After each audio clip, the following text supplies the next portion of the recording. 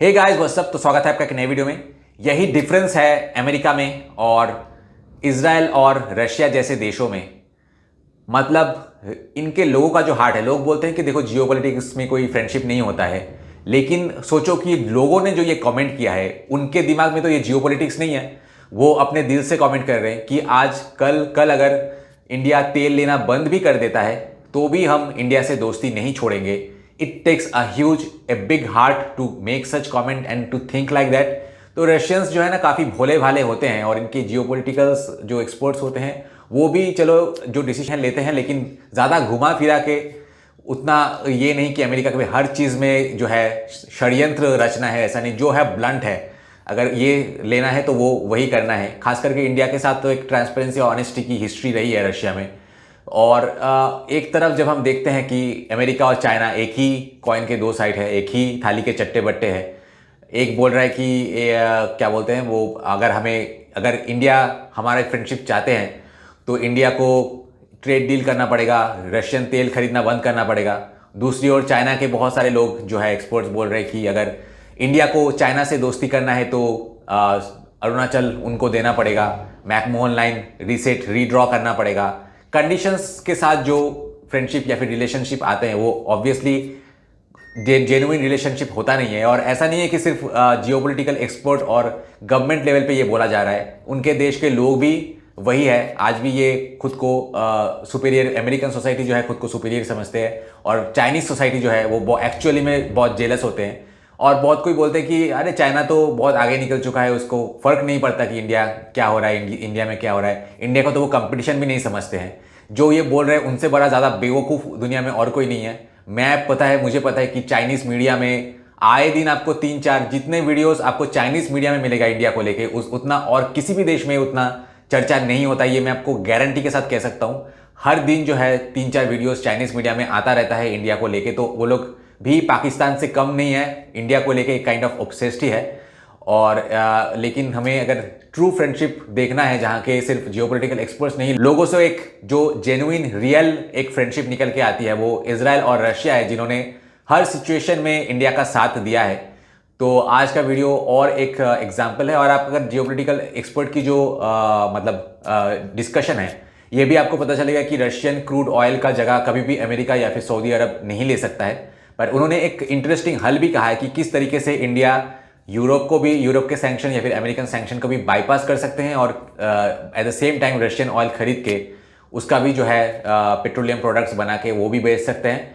तो उन्होंने बेसिकली कहा है कि जो पेट्रोलियम प्रोडक्ट्स रशिया से बन रहे हैं वो अपने देश के अंदर इंडिया चाहे तो सेल कर सकते हैं, और जो यूरोप में जा रहा है खास करके वो एक दस्तावेज से ये प्रूव कर सकता है कि ये सऊदी तेल से बना हुआ है।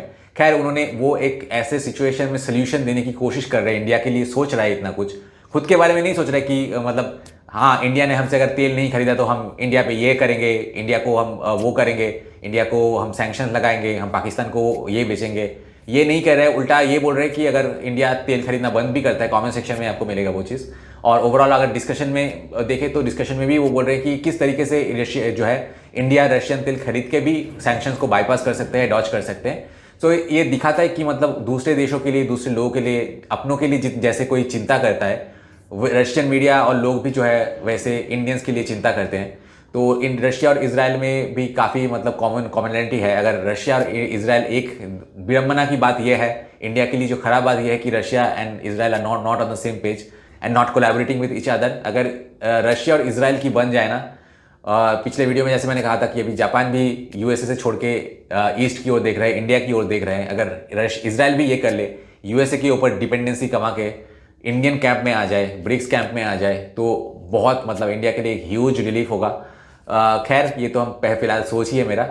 आशा है कि अगर सोच ये सच में बदल जाए तो क्या बात होगा।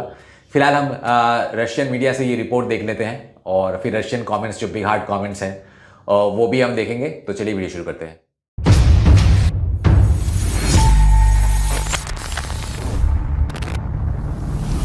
दोस्तों, मैंने बहुत सारे बिजनेस पार्टनर्स को, खास करके जो एनआरआईज है, उनके लिए चैनल बना के उनको इंडिया में एक stable source of income generate करके दिया है। अगर आप भी मेरे साथ पार्टनरशिप में चैनल स्टार्ट करना चाहते हैं, जहां चैनल के ओनर आप होंगे लेकिन कंटेंट मैं बना के दूंगा, तो मुझे कांटेक्ट कीजिए इस नंबर पे।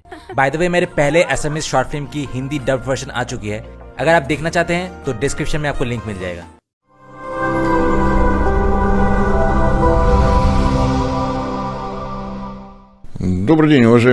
Good afternoon dear viewers and listeners, ये है जियो एनर्जेटिका। मैं हूं बोरिस मार्टसेनकेविच और आज लंबे अंतराल के बाद हमारे साथ मेहमान हैं एसोसिएशन रिलायबल पार्टनर के deputy chairman of the supervisory board Dmitry Gusev. Good afternoon. Дмитрий Гусев, добрый день. Добрый день. खैर, मेरे पास बहुत से सवाल हैं। मेरे विचार में यूरोपियन यूनियन के लगभग 20% ऑयल प्रोडक्ट्स का इंपोर्ट इंडिया से आता है, जो अब अमेरिकी टैरिफ के दबाव में आ गया है। इंडिया तो ये छुपाता भी नहीं कि वह रूसी तेल को रिफाइन करता है, और अचानक लगभग 20% इंपोर्ट बंद हो जाए तो फिर क्या होगा? 7 августа там отказ от почти 20% импорта. А что тогда будет? Вы знаете, у нас на रूसी बाजार में लंबे समय तक रिसोर्स सर्टिफिकेट नाम की एक प्रथा थी। असल में अगर आप रिसोर्सेज को एक्सपोर्ट करना चाहते थे तो आपको एक दस्तावेज मिलता था जिसमें लिखा होता था कि यह सामग्री रूस की रिफाइनरी में किसी खास स्रोत से आई तेल से बनाई गई है। बिल्कुल यही दस्तावेज भारतीय भी बना सकते हैं। आखिर भारत अपनी 100% तेल हमसे नहीं खरीदता, और इस तरह से रूसी तेल और उसके प्रोडक्ट्स भारत के बाजार में ही रहेंगे और बाकी जैसे सऊदी तेल या अन्य स्रोतों से यूरोपियन मार्केट में जाएंगे। तो ये सब बस कागजी चालें हैं। आपको एक मुहर लगी हुई सर्टिफिकेट मिल जाती है कि यह सऊदी तेल से बना है, बस। कोई दिक्कत नहीं।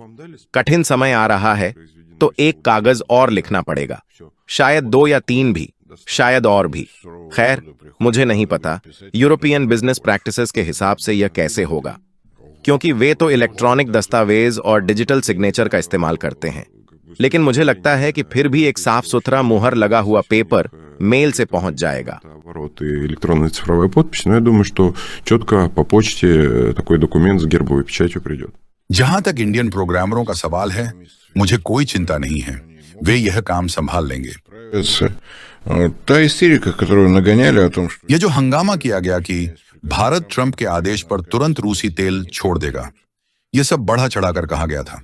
किसी ने कहा भारत अपनी रिफाइनरी बंद कर देगा, किसी ने कहा वह अचानक कोई खास तेल का कुआं ढूंढ लेगा जो 17 लाख बैरल प्रतिदिन मीडियम डेंसिटी हाई सल्फर वाला तेल देगा। लेकिन सच में ऐसे हालात में भारत क्या करे? высокосернистый. Вот то ли, я не знаю, что должна делать Индия вот в таких условиях. अब जरा अर्जेंसी की बात करें। जैसा हम देखते हैं, पहले तो सैंक्शंस की जोर जोर से घोषणा होती है। हम सैंक्शंस लगाएंगे, फिर उन्हें लागू किया जाता है, लेकिन उनका असर 1-2 महीने बाद शुरू होता है। यह राजनीति है जिसका असल अर्थव्यवस्था से कोई लेना देना नहीं। और फिर अगर आप किसी देश को कुछ खरीदने से रोकते हैं, इस मामले में भारत को, जिसने वास्तव में कुछ गलत भी नहीं किया है। सच कहूं तो ऐसी ऑर्गेनाइजेशन ढूंढना मुश्किल है जिसमें भारत शामिल ना हो। यह ऑकस में है, SCO में है, ब्रिक्स में है और साथ ही कॉमनवेल्थ में भी। यह अपने आप में एक हुनर है। Да, и Британский союз. Вот, поэтому... तो साफ है, यह सब ज्यादा उन डिसीजन मेकर्स पर असर डालने के लिए है। लेकिन मैं फिर कहूंगा, किसी भी देश के पास, शायद सो कॉल्ड बाल्टिक टाइगर्स को छोड़कर, इतनी क्षमता नहीं है कि वह रूसी संसाधनों से तुरंत मुंह मोड़ ले, सिर्फ स्केल और वॉल्यूम के कारण। इंडियन रिफाइनरीज को औसतन लगभग 17 लाख बैरल प्रतिदिन रूसी तेल मिलता है, वह भी खास गुणवत्ता वाला। मान लीजिए मोदी ने सलामी दी और सब कुछ बैन कर दिया, तब भारत के साथ क्या होगा? क्या इतना बड़ा वॉल्यूम बाजार में जल्दी मिल सकता है? शायद कोई भंडार रखे बैठे हों और इंतजार कर रहे हों। Такой объем на рынке. Кто-то, наверное, держит в запасе, вот сейчас ждут. Ну, скорее всего, если бы... लेकिन ज्यादा संभावना यही है कि अगर सबको यकीन हो जाए कि भारत अचानक रूसी तेल छोड़ देगा और कहेगा ठीक है, मैं सऊदी से ज्यादा खरीदूंगा, तो सऊदी तुरंत रिएक्ट करेगा। वे सोचेंगे अब हमें एशिया में कीमतें बढ़ानी होंगी, क्योंकि अभी उनका मेन प्रोडक्शन हल्का तेल है। उन्हें अरेबियन मीडियम या अरेबियन हेवी निकालना पड़ेगा, और यह तुरंत नहीं किया जा सकता, वरना उन्हें अपने ही यहाँ एयर कंडीशनर कम चलाने पड़ेंगे, जो अच्छा नहीं होगा। यानी कोई भी अचानक रुकावट संसाधनों के बड़े पैमाने पर रिडिस्ट्रीब्यूशन की मांग करती है। अगर पाइपलाइन होती तो आसान होता, लेकिन तेल तो जहाजों और टैंकरों से लाना पड़ता है, जिन्हें सफर करने, उतारने और कई बार फंसने या पहले से बुक होने में समय लगता है, और इतनी जल्दी नई इंफ्रास्ट्रक्चर बनाना असंभव है। Доставки нефтепродуктов невозможно и нефть. Мне сейчас послышалось слово «хуситы». हाँ, क्योंकि अब लॉजिस्टिक्स काफी पेचीदा हो गया है। मुझे लगता है कि अफ्रीकन यूनियन हाउथिस को नोबेल पुरस्कार के लिए नॉमिनेट कर सकता है अफ्रीका में टूरिज्म बढ़ाने के लिए। पहले जहाज अफ्रीका के चारों ओर से गुजरने से बचते थे, लेकिन अब वहां से ट्रैफिक बढ़ गया है। जहाज बंदरगाहों में आ रहे हैं, सेवा ले रहे हैं, ईंधन भरवा रहे हैं। इससे कारोबार और सक्रिय हो गया है। Так далее, так далее. То есть сразу вот, я думаю, सोमालिया में भी कुछ लोग सोच सकते हैं कि ऐसी ही योजना अपनाकर स्टेट रेवेन्यूज बढ़ाई जाए और टूरिज्म भी। опять же, для роста туристического потока, ну и так तो далее. साफ है, तुरंत रूसी तेल छोड़ना और उसी क्वालिटी और वॉल्यूम का तेल वर्ल्ड मार्केट में तुरंत पा लेना बिल्कुल अनरियलिस्टिक है। लेकिन ट्रंप कहते हैं हम कर देंगे, 2 हफ्तों में सब तय हो जाएगा। Договорились. Нет, причем было бы удивительно, да, नहीं, ऐसा नहीं हो सकता। हैरानी की बात है। मान लीजिए यह लॉजिकल होता। अगर ट्रंप कहते ठीक है, हमने हालात देखे और 2 महीनों में हमारा प्रोडक्शन 20% और बढ़ जाएगा, जिससे हमें 4 मिलियन बैरल मिलेंगे। साथ ही हम ईरान या शायद नॉर्थ कोरिया को तेल एक्सपोर्ट करने से रोक देंगे। लेकिन यहाँ कोई वास्तविक विकल्प तो दिए ही नहीं जा रहे। इनमें से हर एक सैंक्शंस बस बाजार को और गर्म करता जा रहा है और कुछ नहीं। нагревают дальше рынок. क्योंकि अमेरिका वास्तव में भारतीय बाजार को क्या ऑफर कर सकता है? WTI हल्का तेल है, कम गंधक वाला, जो भी हाइड्रोलिक फ्रैक्चरिंग से निकाला जाता है, जैसे बाकेन ऑनेल, वह अल्ट्रा लाइट तेल है। ऐसे तेल से मीडियम डेंसिटी वाले यूरल्स क्रूड की जगह लेना बहुत मुश्किल है। Очень сложно. Не, ну почему? हाँ, वेनेजुएला वाले हैं, लेकिन उन्हें कभी अनुमति दी जाती है, कभी नहीं। कभी आते हैं, कभी नहीं आते। तो वहाँ कुछ चीजों को रोका जा सकता है।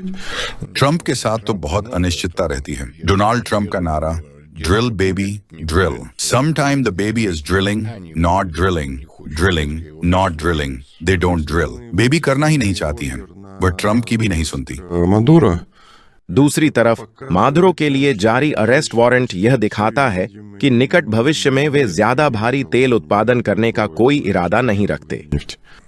उनके आंकड़ों के अनुसार रूसी तेल के 3 सबसे बड़े खरीदार क्रम से हैं, चीन, भारत और तुर्की। अब सवाल यह है कि तुर्की के सामान पर अमेरिका में लगाए गए टैरिफ का क्या हाल है?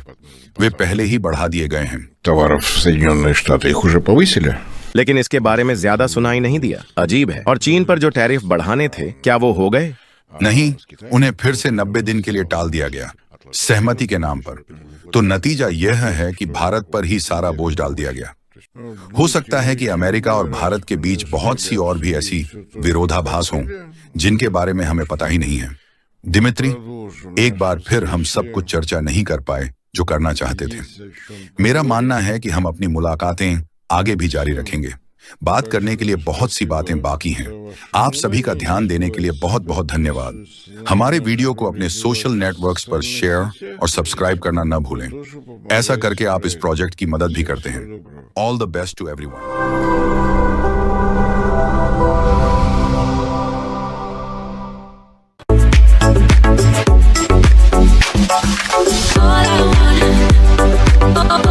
कमेंट्स में यूरी ने लिखा है कि किसी को यह हक नहीं है कि वह दूसरों को बताए कि कौन क्या खरीदे और कितने दाम पर खरीदे। उसके बाद टॉक लॉक ने लिखा है कि भारत रूस से तेल आयात करे या ना करे, भारत और रूस की दोस्ती हमेशा बनी रहेगी। यह ना तो तेल या अन्य सामग्री के निर्यात पर निर्भर करेगी और न ही किसी प्रतिबंध पर। उसके बाद दोस्त ने लिखा है कि भारत की इकोनॉमी रूस से 2 गुनी बड़ी है और यह तीसरी सबसे बड़ी अर्थव्यवस्था है। Trump can go and cry. उसके बाद फाइनल डेस्टिनी ने लिखा है कि अमेरिका की धुन पर नाचने से इनकार करके भारत बिल्कुल सही कर रहा है। उसके बाद निकोला पीटर्सकी ने लिखा है कि अमेरिका ने वेनेजुएला के तेल के लिए चारों तरफ घेराबंदी शुरू कर दी है। अब दुनिया के बाजार में ऑयल बैरल की संख्या और भी कम हो जाएगी और दाम बढ़ जाएंगे। इसके जवाब में मैंने समझाते हुए लिखा है, अमेरिका वेनेजुएला के तेल पर कब्जा जमाने के लिए सैंक्शंस लगाता है। इन सैंक्शंस से वेनेजुएला मार्केट प्राइस पर तेल नहीं बेच पाता और मजबूरी में बहुत सस्ता तेल बेचता है, जिसका फायदा अमेरिकी और वेस्टर्न कंपनियों को मिलता है। जब जरूरत होती है तो अमेरिका टेम्पोररी छूट देकर बाजार और दाम अपने हिसाब से नियंत्रित करता है। यानी असलियत यह है कि प्रतिबंध और दबाव डालकर अमेरिका वेनेजुएला के तेल से अपने इंटरेस्ट पूरे कर रहा है। नेक्स्ट, ओलेक्सा एक यूक्रेनी है। नया लिखा है कि पहले एक शो आता था अराउंड लाफ्टर, अब तो इसे अराउंड ऑयल कहना चाहिए। तब सब लोग सोवियत यूनियन पर हंसते थे, अब ये कॉमेडियन सड़ते हुए वेस्ट पे तंज कस रहे हैं। बेचारे भारत का क्या हाल था, जो 5 साल पहले रूस से बिल्कुल तेल नहीं खरीदता था। शायद भूखे मर रहे होंगे, क्योंकि भारत में ठंड से जमना तो मुश्किल है। इन जोकरों को रूस में पेट्रोल की कीमतों पर बहस करनी चाहिए थी। उसके बाद निकोलाई स्टेपनॉव ने लिखा है कि सच कहूं तो अब मैं देश के राष्ट्रपति की किसी भी पहल पर चर्चा करते करते थक गया हूं, चाहे वो पेट्रोल पंप हो या मिसाइलों वाली अपर वोल्टा, और ऊपर से नोबेल पीस प्राइज का दावा। कुत्ता भौंकता रहता है लेकिन काफिला चलता रहता है। आखिर में पुलो ने लिखा है कि भारतीय प्रोग्रामरों की फिक्र मत कीजिए, वो खुद का ख्याल रख सकते हैं। इसे रिप्लाई में लिखा है, बात यहाँ ये है कि ये पहली बार नहीं है कि भारत पर दबाव डाला जा रहा है। याद कीजिए 1998 में जब भारत ने परमाणु परीक्षण किया था, तब पूरी दुनिया ने, खासकर अमेरिका ने प्रतिबंध लगाए थे, लेकिन भारत ने घुटने नहीं टेके। आज जो टैरिफ और आर्थिक दबाव डाले जा रहे हैं, ये भारत के लिए कोई नई बात नहीं है। इतिहास गवाह है, भारत दबाव में नहीं आता, बल्कि हर बार और मजबूत होकर खड़ा होता है। तो ये हालिया टैरिफ भी भारत को रोक नहीं पाएंगे, बल्कि अमेरिका को ही लंबे समय में नुकसान पहुंचाएंगे।